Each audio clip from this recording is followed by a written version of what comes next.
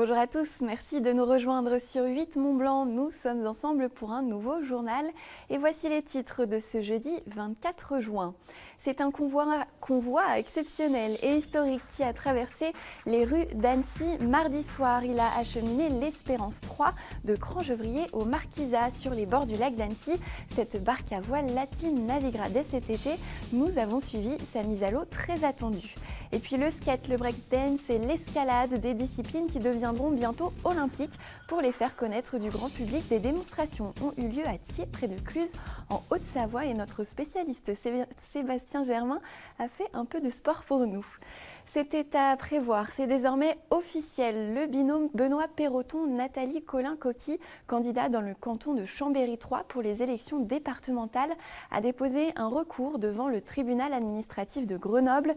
Il demande l'annulation du premier tour de dimanche dernier. Pour rappel, le duo portant les couleurs de la Savoie-nous unie avait terminé 3e du scrutin. Il avait seulement 2 voix de retard sur les candidats arrivés 2e et donc qualifiés pour le second tour. On écoute Benoît Perroton au micro de Sébastien Germain. Avec ma collègue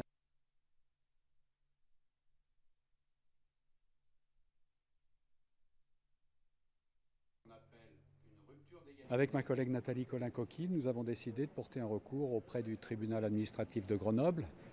Pour plusieurs raisons. La première, c'est que nous avons un écart de 2 voix. Je dis bien 2 voix avec le second. La deuxième, c'est que, notamment au niveau national, il y a eu de gros dysfonctionnements dans la distribution des professions de foi. Donc on pense que ça a fortement impacté le vote de nos concitoyens. Et à 2 voix d'écart, ça a forcément eu un effet. Le deuxième point important, c'est qu'on a constaté que certains bureaux de la ville de Chambéry, sur le canton 3, n'étaient pas ouverts à l'heure. C'est des bureaux qui avaient entre 10 minutes et 1h30 de retard à l'ouverture. 4 bureaux sur 11, dans ces cas-là, on trouve que ça a dû avoir une incidence forte également sur le résultat et sur l'écart que nous avons avec les seconds. Nous ne donnons aucune consigne de vote. Nous sommes dans un deuxième tour de gauche contre gauche.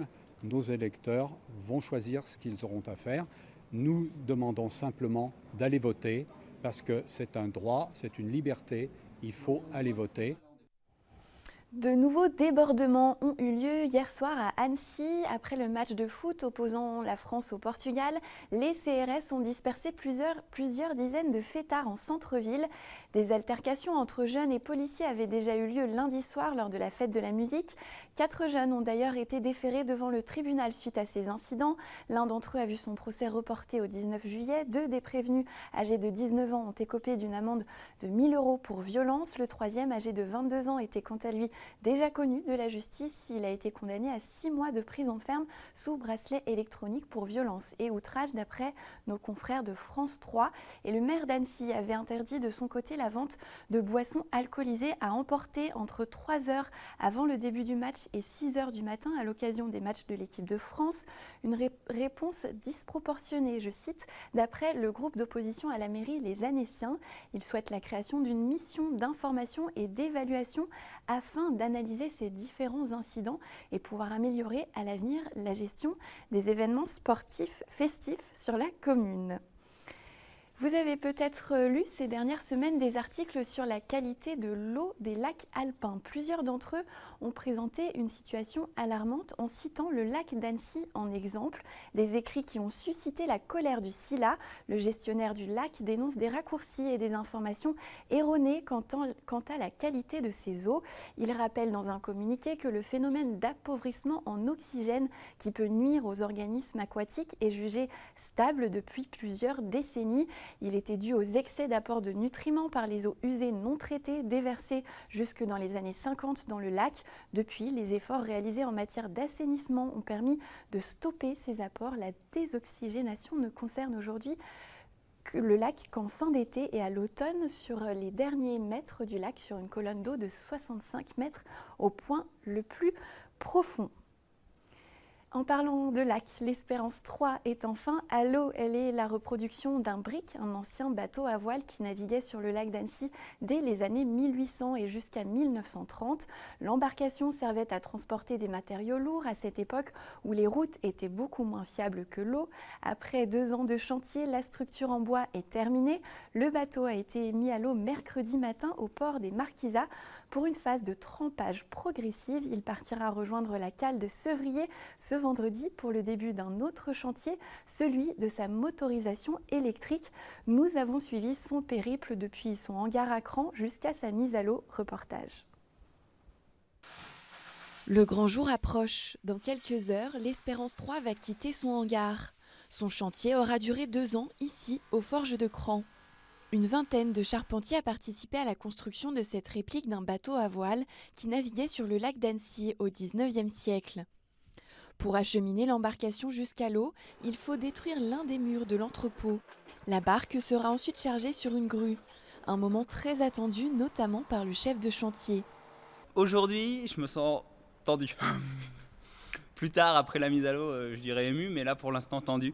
On est dans une partie très délicate, on est sur un bateau qui est imposant, il fait 18 mètres plus son gouvernail, donc là on a une coque de 18 mètres, un peu plus de 20 tonnes, avec des formes et des proportions assez imposantes, et du coup la manutention est délicate, pour pas d'abord mettre en danger les intervenants, ensuite pour pas endommager le bateau, donc sous tension. La tension laisse très vite place à l'émotion au passage du convoi exceptionnel dans les rues d'Annecy. L'Espérance doit parcourir 4 km dans la ville, entre Crangevrier et le port des Marquisats. Toute l'équipe de charpentiers suit attentivement le convoi. J'ai énormément de fierté pour tout le travail de l'équipe là. Ils ont énormément donné ces dernières semaines. Pendant 2 ans, ils ont été tenaces pour soigner le détail, pour amener énormément de cœur dans ce projet. Et je suis très très fier d'eux. Ouais. Dans le convoi sont aussi présents les membres de l'association Espérance 3. Ce sont eux qui ont entrepris le pari fou de ressusciter cette embarcation historique. Ça fait 5 ans que le projet a germé dans certaines têtes et aujourd'hui on arrive au transport du bateau. Donc oui, c'est beaucoup d'émotions et un peu de nostalgie aussi parce que le chantier va s'arrêter. Chacun va repartir dans son coin, les charpentiers vont repartir chacun sur leur nouveau chantier. Donc nostalgie, émotion. L'Espérance arrive finalement aux Marquisats en avance. Elle aura mis un peu moins de 2 heures contre 4 initialement prévues pour parcourir le chemin. Après une nuit sur le port, c'est finalement le grand jour. Le bateau de 18 mètres de long et près de 25 tonnes s'élève dans le ciel avant de finalement toucher l'eau. Soulagement, fierté et émotion se lisent sur tous les visages. Je suis très ému, je suis soulagé aussi parce qu'il y a eu des moments de stress importants là, ces derniers jours. Et je suis très fier de toute l'équipe là. Il y a toujours ce sentiment de satisfaction collective parce que avec Pierrot là, on en parlait, on est arrivé dans ce bâtiment qui était vide et chaque morceau est passé dans nos mains et énormément de plaisir, Ouais. Et on voit l'émotion des gens qui sont venus le voir aujourd'hui. Si c'est contagieux à ce point-là, alors mission accomplie quoi. Le projet de reconstruction de cette barque a une dimension patrimoniale mais pas seulement. Notre but, à part le patrimoine, c'est aussi de la symbolique, de la mobilité douce, le vent, l'électricité, peut-être demain l'hydrogène, et surtout en faire le symbole de la bataille pour l'eau des montagnes. C'est un désir depuis l'origine du projet d'avoir une symbolique forte autour de ce bateau. Espérance 3 sera en effet équipée de moteurs électriques alimentés par des batteries rechargées par une pile à combustible à hydrogène. Elle pourra embarquer jusqu'à 12 passagers plus l'équipage, puis 35 passagers. La barque accueillera tous les publics, scolaires, scientifiques, entreprises ou particuliers. On l'apercevra dès cet été sur le lac, mais uniquement dans un premier temps pour la formation des équipages et les différents tests d'homologation. Karine Rouvier, la présidente du réseau Femmes Chefs d'entreprise France, était en Savoie ce jeudi. Elle a rencontré une trentaine de chefs d'entreprise pour leur présenter cette association créée par Yvette Foinant au lendemain de la Seconde Guerre mondiale. Ce réseau rassemble 66 délégations dans tout le pays. Il totalise 2000 adhérentes à qui il propose des échanges et des réflexions autour de la mission des femmes chefs d'entreprise. On écoute Karine Rouvier au micro de Sébastien Germain.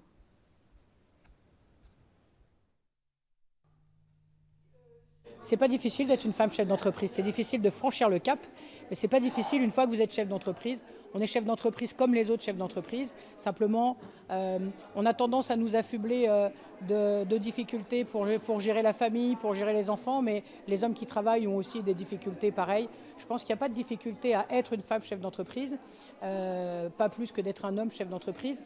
Pourquoi est-ce qu'une association exclusivement féminine? Parce qu'en fait, les femmes ont besoin quand même de discuter et de partager avec de la convivialité, mais on a besoin de partager peut-être un peu plus nos problématiques et on a moins d'ego pour en parler ouvertement et c'est peut-être pour ça qu'on a besoin d'un club féminin. Il y a également aussi une part importante liée aux émotions qu'on ressent, à la façon dont on manage notre personnel, qui est un peu plus féminin aussi. Et là, on a besoin d'être plus accompagné. Ce qui est important aussi, c'est de pouvoir aider la femme chef d'entreprise à continuer de développer son entreprise, l'amener vers la croissance et la soutenir à travers des programmes qu'on met en interne. Et on a également à cœur de développer le côté personnel de la femme chef d'entreprise.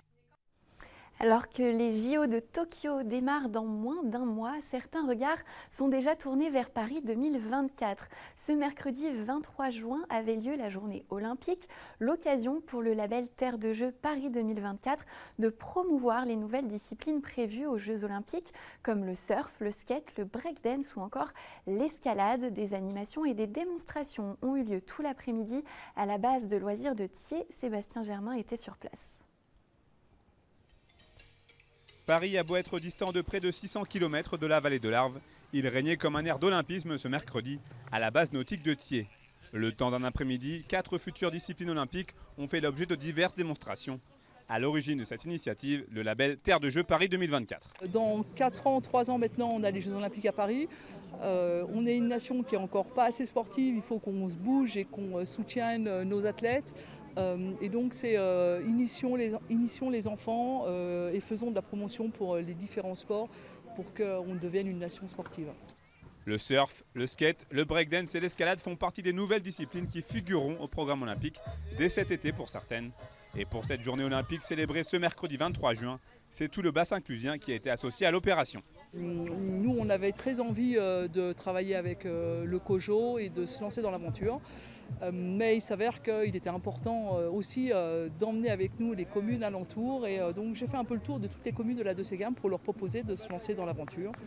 Et donc on a eu un retour de 8 communes positifs et on a décidé de travailler ensemble sur le label Terre de Jeux. Et que cela soit pour les grimpeurs, les skateurs ou encore les breakdancers, l'apparition de leur sport au JO est une vraie reconnaissance. Personnellement, pour moi, c'était une satisfaction parce que pour moi, le breakdance, c'est vraiment de l'art, ça reste de l'art, mais ça reste une discipline, ça reste du haut niveau, ça reste du travail, ça reste vraiment un challenge et une grosse compétition en fait. Ça reste vraiment du sport de haut niveau. En fait, la discipline, elle est beaucoup connue, mais elle n'a pas été vraiment renommée, elle n'a pas été mise à sa juste valeur. Et grâce au JO, là, maintenant, nous estimons qu'elle va être mise à sa juste valeur. Les Jeux Olympiques de Paris 2024 démarreront dans très précisément 1127 jours. Si aucun des champions en culotte courte présents ce mercredi à Thiers ne sera présent au Stade de France, certaines vocations sont peut-être nées. Et c'est peut-être cela le plus important.